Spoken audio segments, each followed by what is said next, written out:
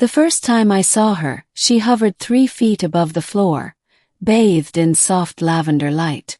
Ambassador Zaria of the Seraphim Ascendancy arrived during one of Earth's most critical diplomatic events, a moment that would decide whether humanity would be included in the galactic concord or remain isolated on the fringes of space.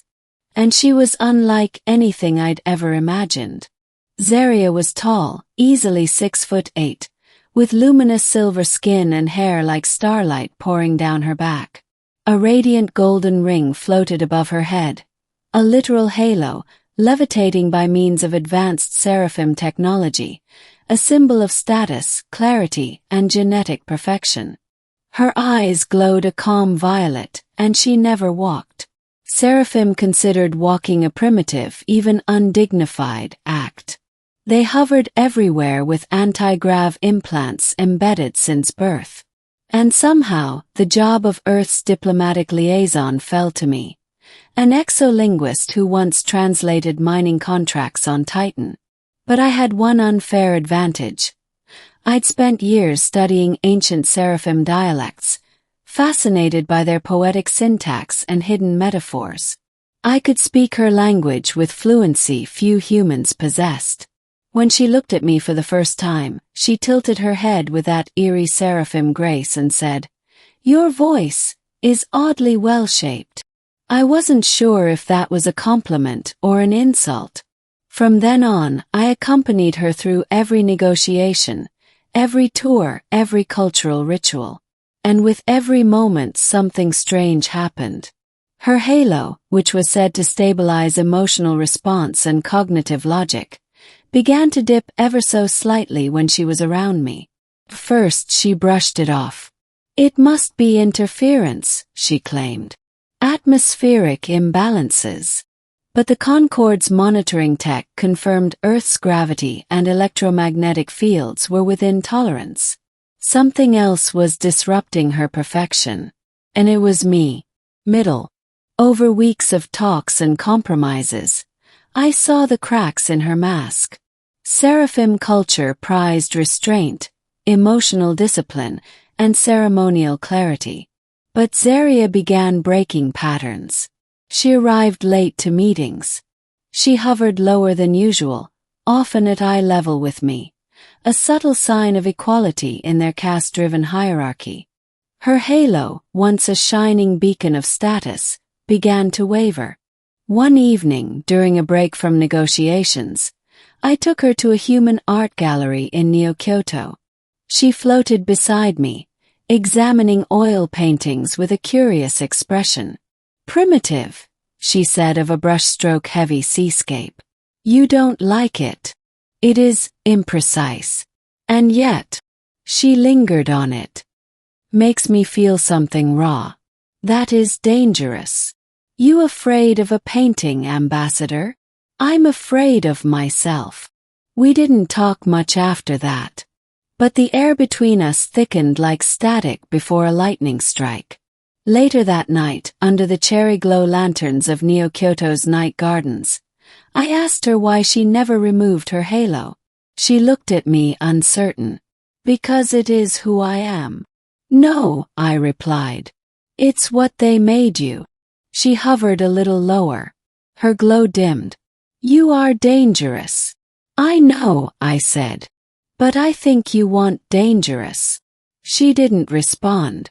But when I reached up and brushed my hand near her cheek, never touching, just enough to sense her warmth, her halo sparked and tilted an inch to the side.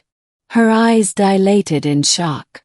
The next day, the Galactic Concorde's envoys arrived. If Earth passed Zaria's final assessment, we'd be brought into the fold. The test, a trial of planetary ethics, handled in front of a neutral AI panel. To my surprise, Zaria let me speak for Earth. "You trust me with this?" "Yes." "I don't trust you," she replied softly. "I feel for you." "That's worse." We passed the trial. Barely. Earth's ethics were labeled chaotically promising. The Concorde granted us provisional entry. That evening, Zaria met me on the embassy rooftop garden, where the skies showed 2 moons rising above Earth's horizon. I thought we might share one last quiet goodbye. Instead, she turned to me, looked utterly serious, and asked, "Are human marriage contracts still symbolic?" And blinked. "They're emotional, binding, sacred even. Would you marry me?" she asked, calm as ever. "For political reasons, of course." I laughed at first.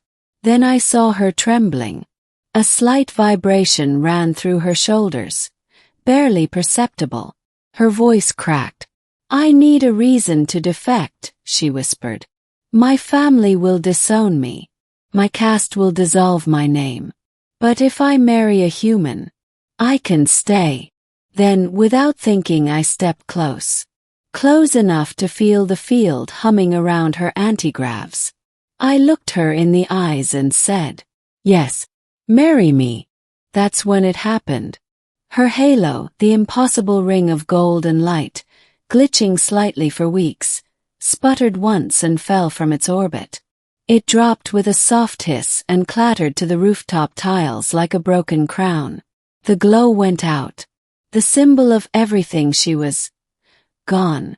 Zaria fell to her knees. She knelt, something no seraphim had done willingly in centuries. And then, trembling, she smiled. Ending. The fallout came swiftly. Seraphim command disavowed her, stripped her name, removed her from the succession line. Her family sent formal notices of rejection. She wasn't just exiled, she was unmade in their eyes. But she didn't seem to care. We married 2 weeks later in a diplomatic garden filled with earth blooms and alien light silk. The ceremony was broadcast across Earth and parts of the Concorde. Many saw it as scandal. Others saw it as proof that unity between species wasn't only possible. It was real. She chose a dress, not a hover gown. She walked down the aisle. Slowly, uncertainly, but she walked. She said it made her feel human. In the months that followed, she helped Earth negotiate faster tech sharing, cultural inclusion, and even drafted a new clause for Concorde law, one that protected cross-species unions from cultural backlash. Some seraphim envoys called it disgraceful, but young seraphim began contacting her in secret. Curious, inspired. They called her the fallen star with reverence, not scorn. We bought a home on Europa, a dome nestled under the ice, warm and lit by bioluminescent coral. She tends to the garden. I write books now. Our lives are simple but not small. Sometimes when we lie under the synthetic stars of our ceiling dome, I tease her. Ever miss being perfect? She leans over, silver hair falling across my chest, and kisses me. "No," she whispers. "Because this is better. With you I learned how to fall. And in falling, I flew." And sometimes I see her halo, retired, dusty, resting on a shelf. Not broken. Just no longer needed.